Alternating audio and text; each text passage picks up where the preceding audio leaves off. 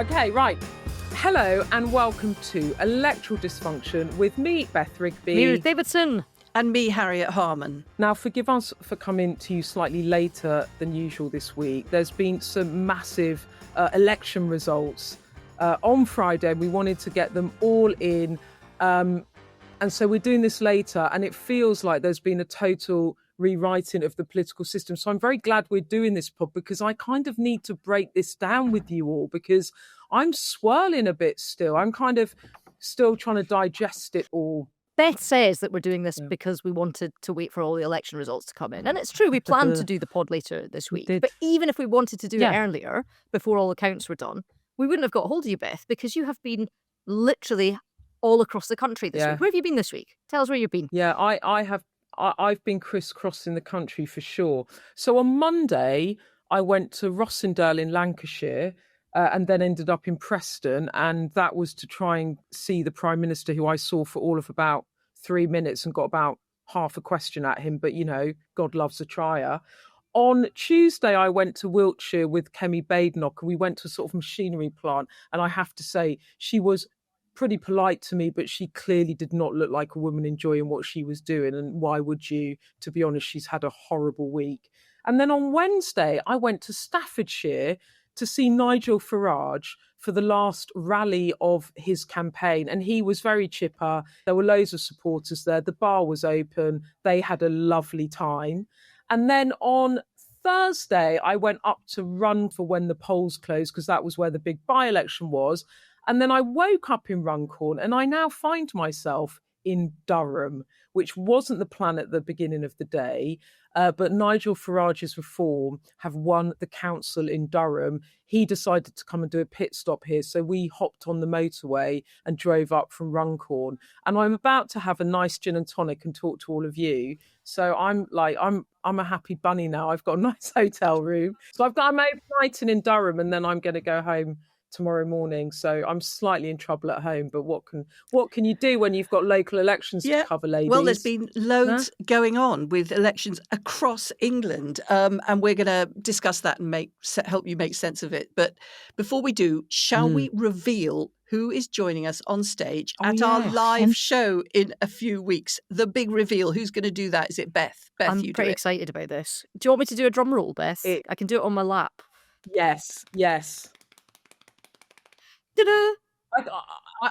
It is Armando Iannucci. Can you imagine this? It's one of the most legendary political satirists there is. He wrote The Thick of It. He wrote Veep. He did Alan Partridge. He basically did all of the good content on television. And he is going to come and hang out with us.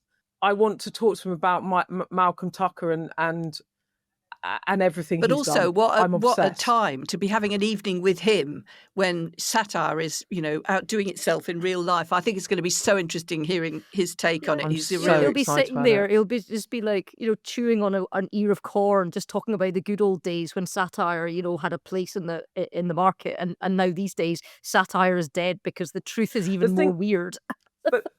But the thing is, and I don't know how you two feel about it, but the thing I love about watching his comedy is that I feel like I am living an element of my life. Oh, absolutely. It's got a real truth underlying it. Real truth. It's hilarious, but it has a truth to it. So it has this, it's absolutely perfect. So to get to sit down with him and talk about what he does, and also talk about the state of politics now, and also kind of where did he get his characters from, Harriet? I wonder whether there's some blasts from the past for you in some of the characters he created in the thick of it. You can't believe he hasn't been actually in the room. It is so insightful as well as being really funny. I actually want to sort of sit back and watch you two talk to him, because I can see it as a journalist, but you actually, I'm laughing at it because I can imagine some of the characters I know around Westminster behaving like they do, right? And I can see certain people in certain characters because he paints these characters so beautifully. But what I want to do in the live show is I want to watch you two talk to him about the characters and therefore reveal, who they all really are. Like, who are they based on? If you want to come, there's still some tickets left. There's not many, but there are still a few tickets left. So if you want to get in early and you want to listen to Armando Iannucci, and frankly, more Scots talking on this podcast, the better, you can come on the 20th of May. Join us at Cadogan Hall. It's in London. Everything's in the show notes from today's podcast. So you can pick up the last of the tickets to that. And we would love to see you there. It's going to be a super fun night.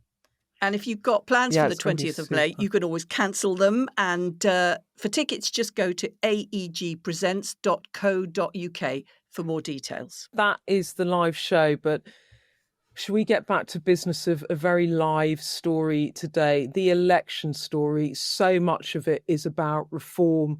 I mean, these were a relatively small set of elections. There were over 1,600 councillors being elected. There were 6 mayoralty races being run, 1 by-election. On the scale of local elections, and these weren't big, but my God, they were massive in so many ways and really consequential. I mean, for a start, Reform didn't think that they would do so well. Nigel Farage, I saw him, as I said, at this rally in Durham, and I actually had a little chat with him before when he was just sitting upstairs. We went to this working man's club, and he was sort of sitting upstairs, and there he was actually on his own, and he had his Union Jack socks on, and I said to him, what do you make of it? And he just said, I just didn't think it was going to be as positive as it. They just didn't expect to do that well. They won in Runcorn by 6 votes, Harriet. I mean, goodness me, 6 votes. I'm going to ask you about the pain that they must have felt in Labour HQ and on the ground about that.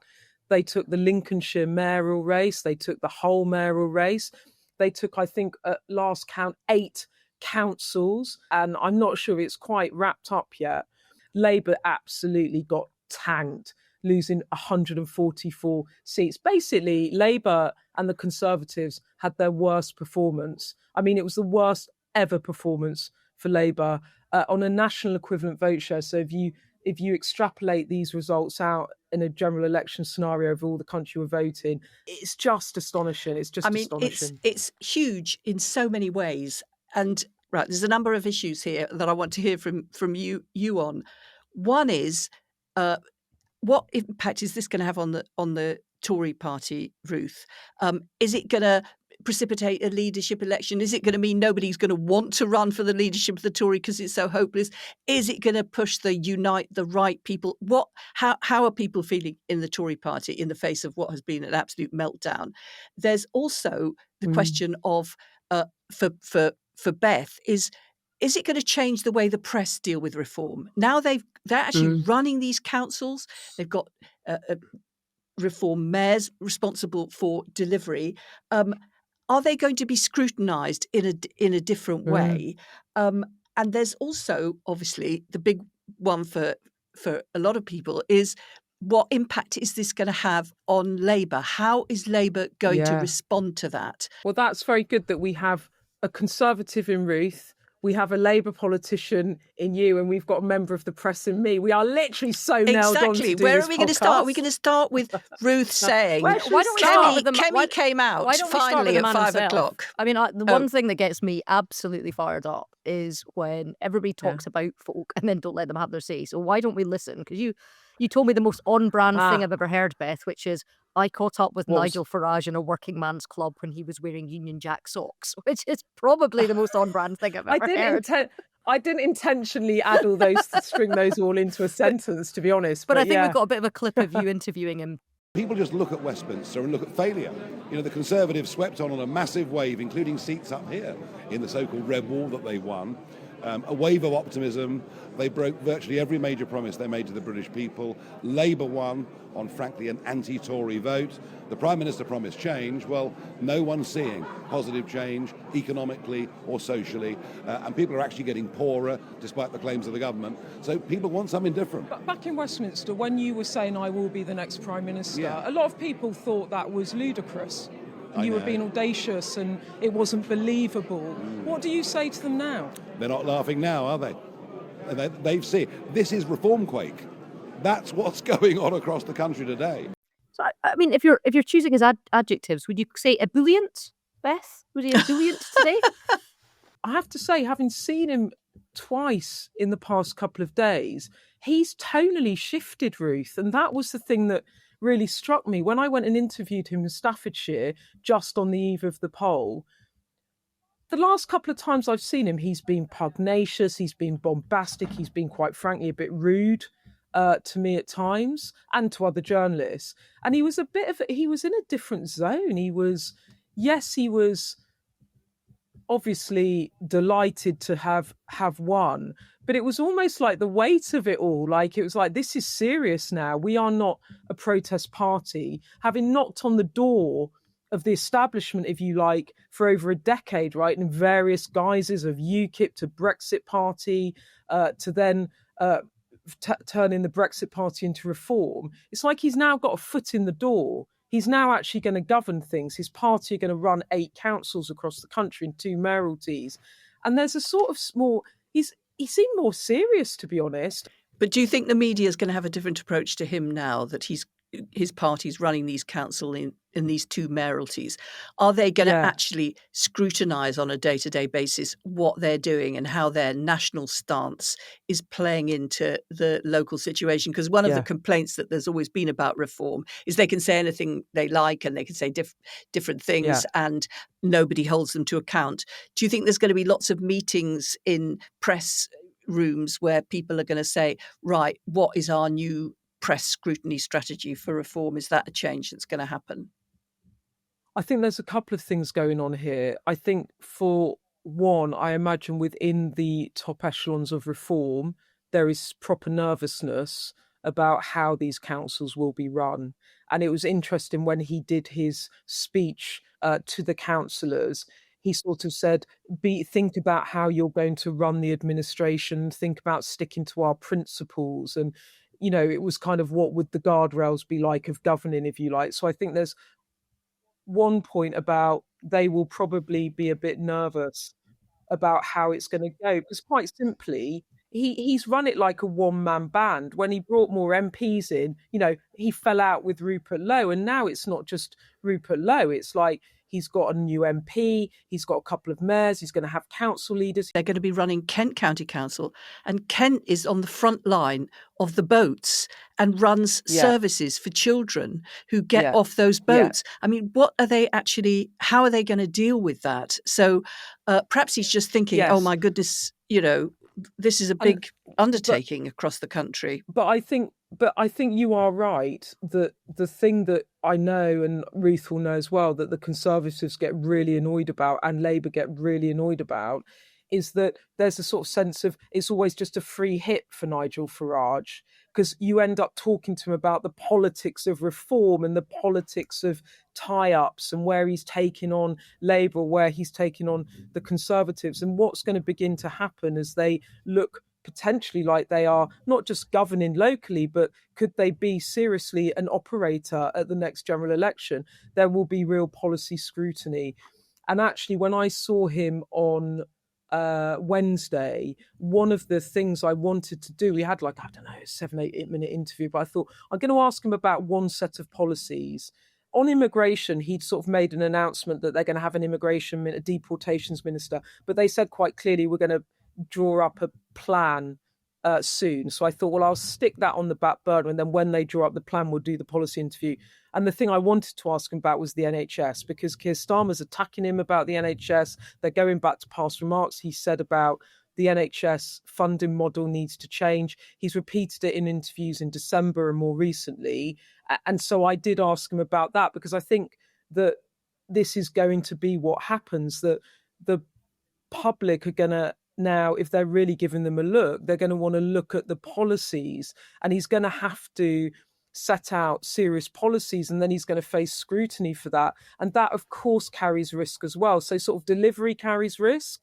And then also the policy platform, where you can't just announce things that you never have to cost because you're never going to be into power, because there is a chance the prospect of Nigel Farage becoming Prime Minister is not just a pipe dream. It might not be just a pipe dream, because if they've won on the national equivalent vote share, 32% of the vote, if you extrapolate these elections out, they could go into a general election. If this trend continues, they could come out being a party that is a big party. Does another party need them for a coalition. I'm getting 10 steps ahead of myself, right? But the point is, you can't write it off. Ruth, do you think that's where there's some hope for the Conservatives? Because I can't see how the Conservatives get a toehold back now without reform kind of imploding.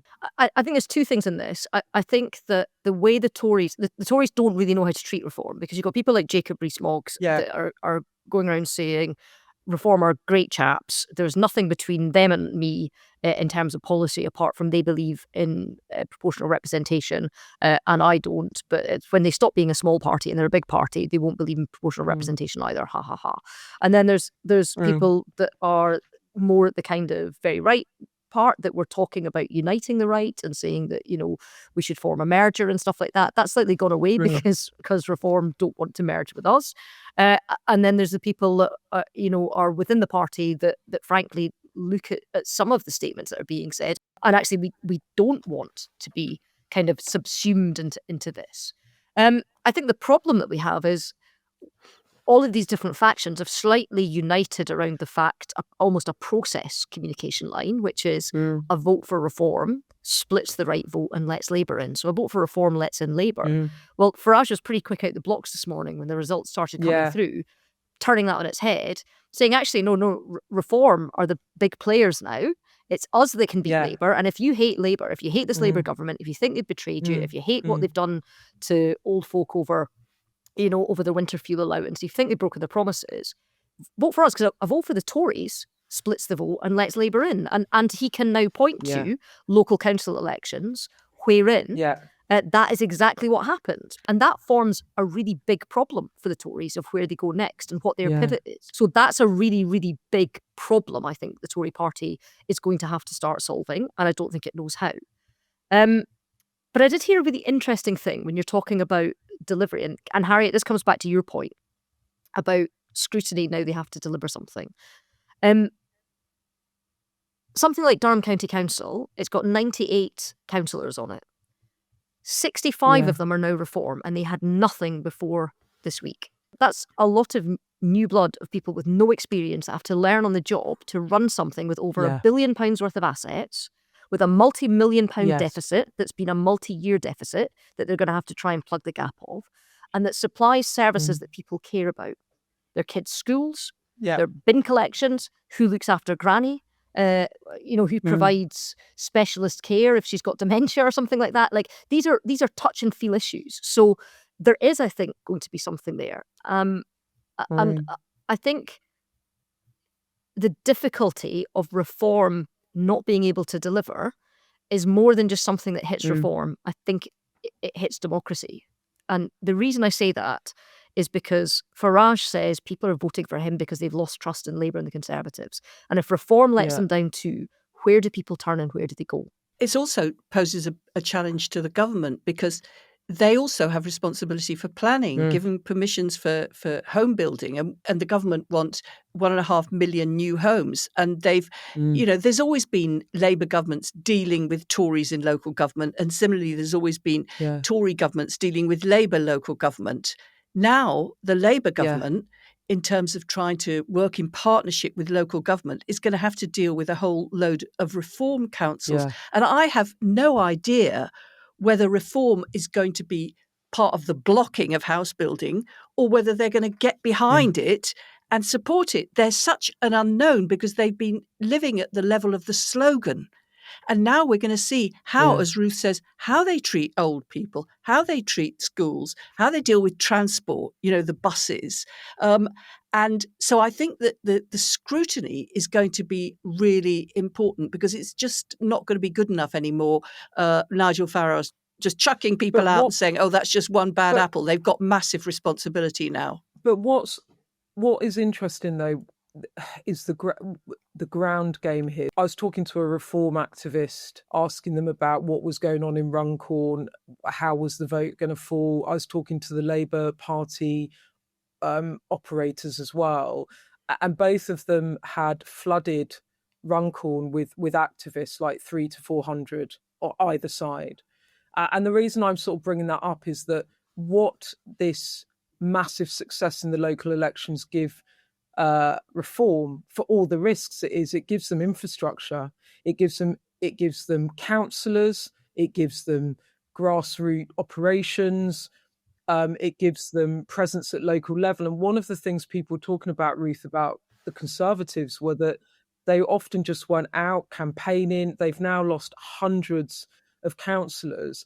And this is part of the reason that the Lib Dems have been slowly able to build, isn't it, over many years, is that even when they had a torrid time with the Conservatives in coalition and then they were punished so badly in that 2015 election, they've kind of built the ground war. And that's what's interesting about this with reform, that it could be quite structural, right? Yeah, and I can tell you exactly how it works because I've played that. I've done that playbook. So way back in 2017, if you remember, we'd had the Scottish parliamentary elections in 2016. We'd done pretty well. We had the Scottish council election, so that's every local authority, up for grabs in 2017. We were in the middle of running our campaign. You know, we were 6 weeks, I think, away from polling day when Theresa May called that snap election in 2017. And I, with my close team, but I will take the responsibility for this, made a strategic decision that we would not move one penny out of our local election campaign into the general election campaign until after we'd finished that. We would pivot immediately, but we were going to run the same campaign that we're always going to run because it was really important to us to be able to show people that we could have Conservatives in their community where they hadn't been for, in our case, in Scotland, decades, because we've been in our uppers for years. And we more than doubled our number of councillors. So we, I think we went from just over 100 to 200 between 200 and 250 across the country. And it allowed us to then go to the polls at the general election and say, look, we can win this, and this is how we do it. And it allowed us to use our new councillors that were all battle-hardened to run the campaigns in their ward, and that works across the constituency. And it allowed us to topple things like knock Alex Salmond out and knock the SNP leader at Westminster, Angus Robertson, out, which nobody thought we could do. Nobody thought we could do it. And we won more seats at that general election than the Scottish Tories had won in 38 years. And nobody saw it coming. And the reason we could do it was because we had the people on the ground that were able to run the campaign. So it is, I cannot overstate how important this is. In the areas where Reform are getting a foothold, like the Lib Dems, they will be able to build something that they weren't able to build before. Do you believe that this potentially is genuinely a new era in British politics? We've been talking for years about the kind of demise of the two-party system. It's beginning to feel to me, with the rise of 5 parties operating and actually voters becoming less loyal, less tribal, party politics becoming more fragmented, that actually this could be the beginning of quite a profound change in British politics. Is that, you can't write that off? What do you think? I mean, isn't one of the first big questions, as well as that, what's it going to do to the Tory party? Is this actually just a midterm shaking of the foundations of the Tory party, or is this for real? Are they being replaced? And I never thought that the SDP would replace Labour when there was that split. But somehow I do feel as if Reform is replacing the Tories. And I don't know why I think that or whether that's right. Ruth, what do you think? But perhaps confirmation bias, Harriet. You didn't want the SDP to replace Labour because you were Labour. You'd quite like it. You spent your entire career trying to wipe the Tories out, so you're desperately hoping that it occurs. I mean, would be my suggestion here. So what do you think Ruth, then, Ruth? Before you answer, Ruth, as well, let me give you this, because I was going to ask you this as well. And this is not from a confirmation bias position. This is because I'm genuinely fascinated. This was from someone within the Conservative Party today who is, let's say, dissatisfied with Kemi Badenoch's leadership. This is a quote from them. This is what political extinction looks like. That was one person. And this was from a senior Tory who was a former minister who's quite an old sage, really, and I kind of trust their judgment. They basically said, you think this is bad, it's going to get worse in 2026 when the Tories are contesting the next set of seats and they're up with the Holyrood elections and the elections in Wales. So, Ruth, what do you think? I agree with the second point. I think it will be worse next year than it was this year. I think... I mean, can it be worse? Jeez. Yeah, I think it can. I mean... And like you say, council elections in England are important. They're also regionalised. It's not the whole country. And I think when you see something as stark as the Parliament in Scotland and the Parliament in Wales, particularly when you've got a Welsh news service, you've got Scottish news, they feel different. Having fought lots of elections and having helped out in by-elections down south and stuff, you get a different touch and feel to them. So it will feel big if... Reform do well and start getting members of the Senate and members of the Scottish Parliament stuff.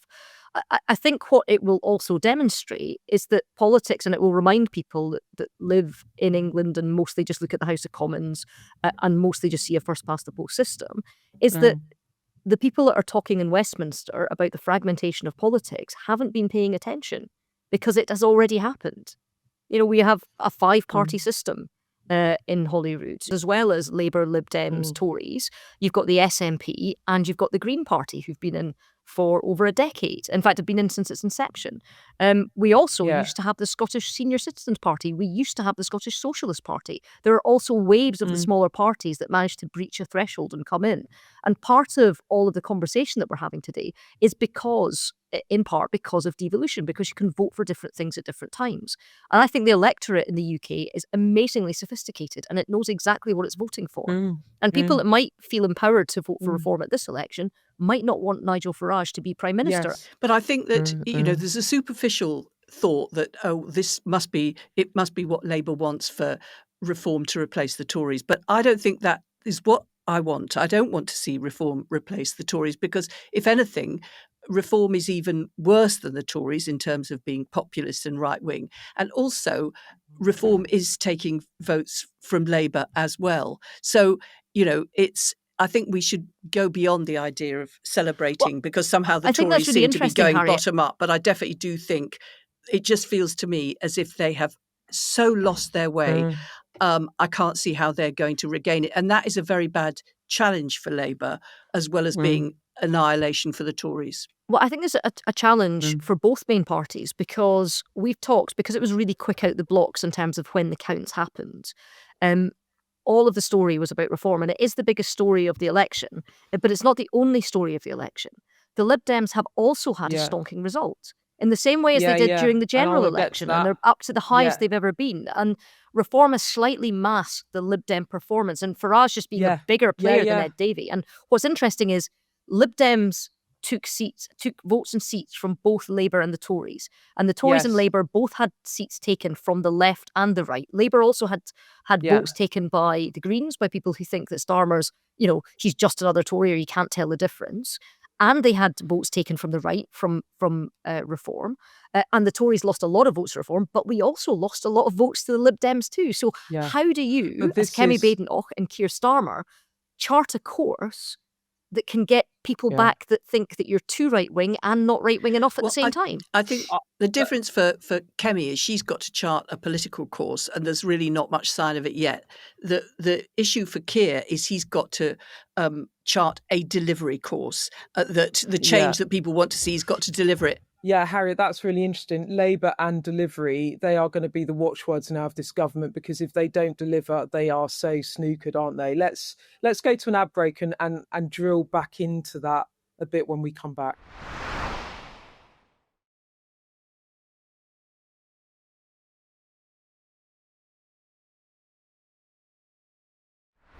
Right, well, look, we're back.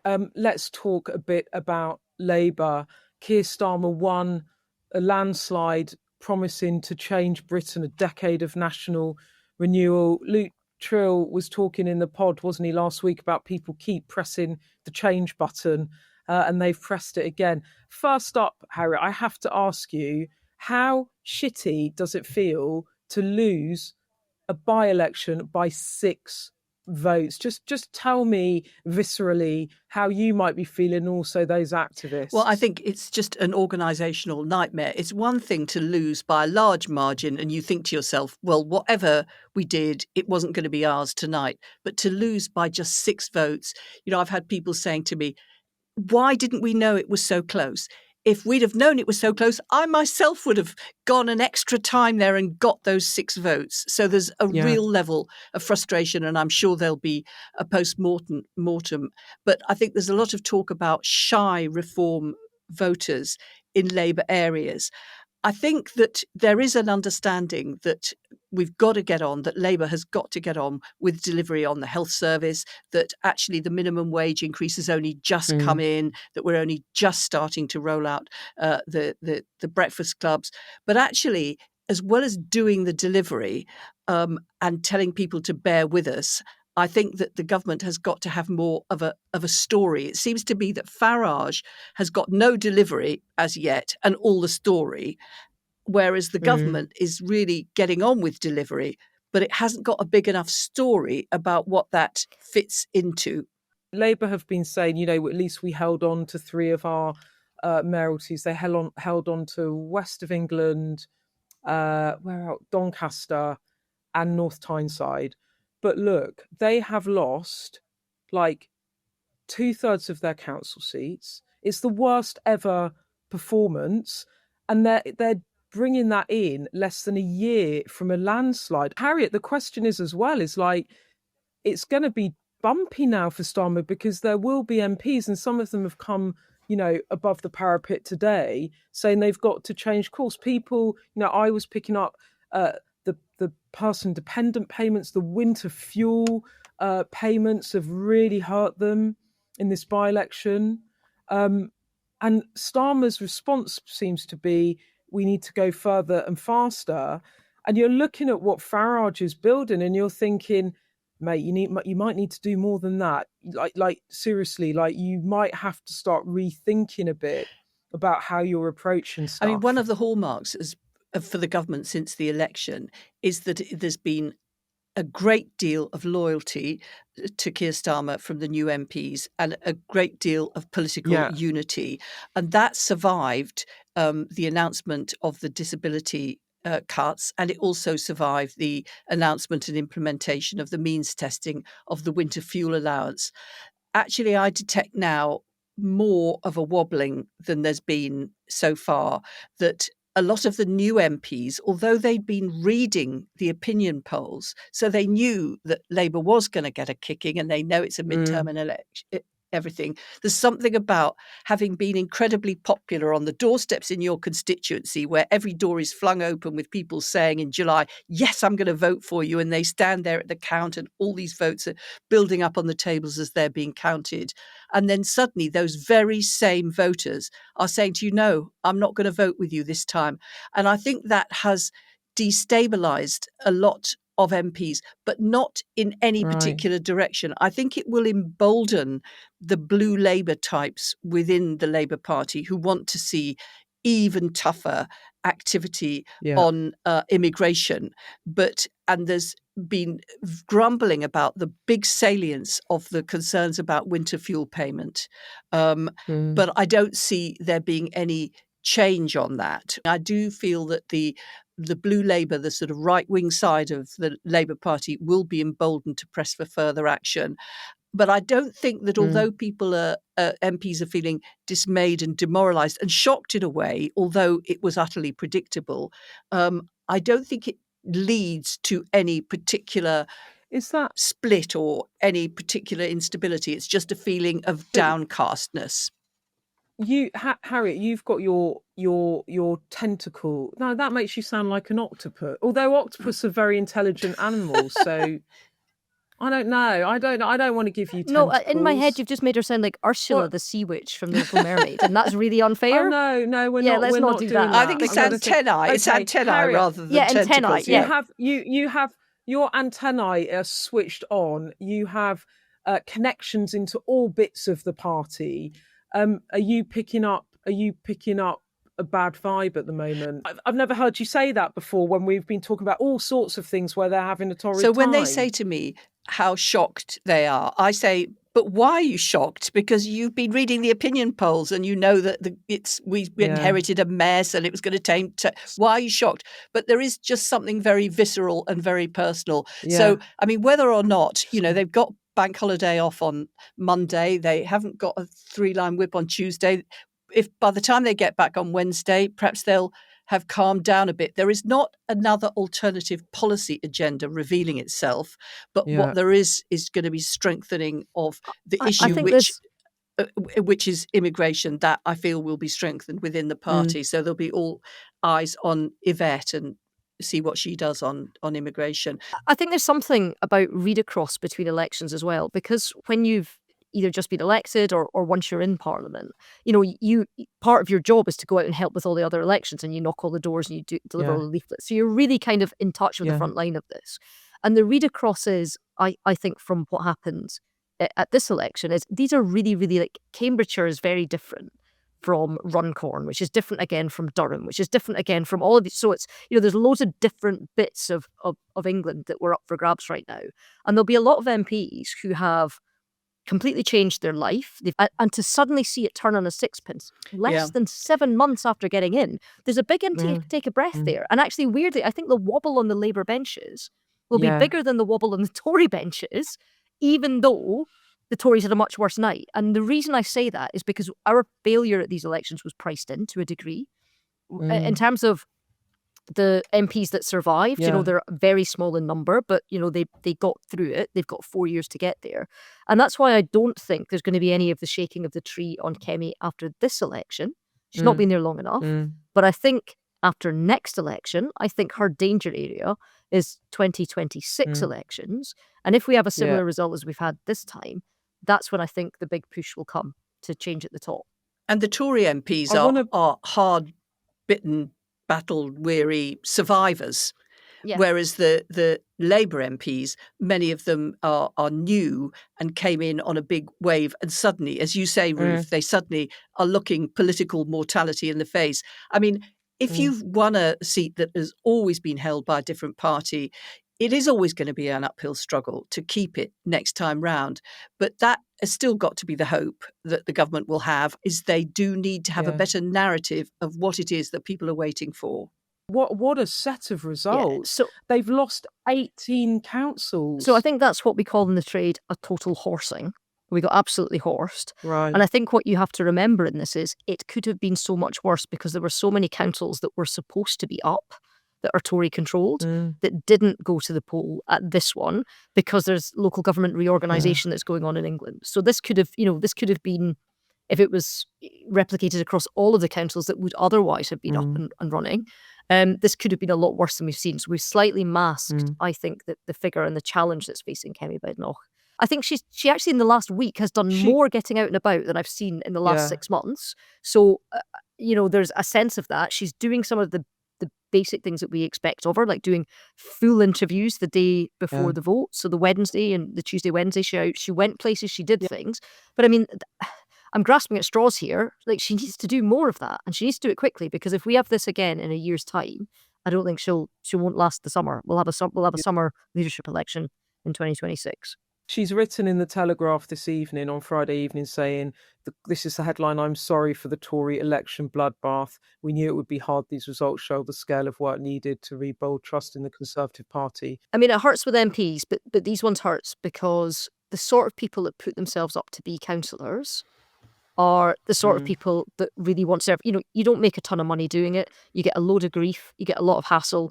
It's not a job or a career, but it's mostly done by people who deeply care about their communities, and they're good folk, and almost doesn't matter the colour of rosette that you wear, really, sometimes at council level. Yes, you get ambitious people that are going to go on and use it as a stepladder to Parliament, but most people that serve on the council, they do it because they want to get stuff done and make things better. And when you lose a huge chunk of people that have been there, some of them for 20, 30 years, and are really rooted in their communities, it stings. It really stings.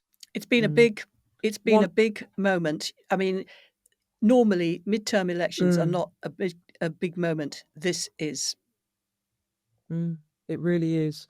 Harriet, do you think Keir Starmer is under any sort of threat? No, I think there's disappointment and there's worry, but I absolutely don't think it will fundamentally affect the strong position that he's got in the party. But people will be saying, you've also got to tell the story about your delivery as well, because you're asking people to wait. But the question is, where they're going to get to after they've waited. Okay, we are out of time. We are so out. We're so out of time. We've got to go. I'd like to say that I've got to go to another reform rally, but I can't get from Durham to Kent, which is where I think the next one is. So that's that. I'm just going to go and I'm just going to go and have a lie down. I just wanted to say to you all as well, a huge thank you to everyone who messaged me about the marathon. It's been absolutely joyous, the outpouring of support and love. Can I just say something too, Beth? A hugely positive experience running the marathon was, apart from the intense pain. We were so proud of you. Honestly, doing it in under 5 hours in that heat. And I watched you. You popped up on Sky News. God, they work you hard. And apart from the fact that you looked as fresh as a daisy, and she did. And like you dropped 3 stone and were looking fabulous, frankly. I was so proud to know you, and it was such a good cause. You did such a good job, love. Oh, thanks. Yeah, I might do it next year. I don't know. You're giddy now. You're giddy with the afterglow. But it was sort of it was the most surreal experience of being utterly brutal and utterly exhilarating, and it kind of pushes you to sort of places you didn't know existed. So sounds like an election campaign, really. Again. That whole thing of just grinding it out, and then the joy afterwards, the euphoria. Yeah. You know? That's why you lot keep doing it. Drug. You see, it becomes addictive. It's a drug. But thanks for all your lovely messages and all your support. Thank you, everybody. I really appreciate it. Well, it's going to be even more important after the huge issues that we've been discussing in the wake of these elections to hear what all our listeners are making of all of this. Yeah, definitely. Please send us in some voice notes, your thoughts. How are you feeling about it all? Please do keep your messages coming and all of your questions. We do really appreciate comments. Get us on the burner phone. The number to WhatsApp is 07934 200 444. Let me say that again. It is 07934 200 444. Or you can just email us at electoraldysfunction@sky.uk.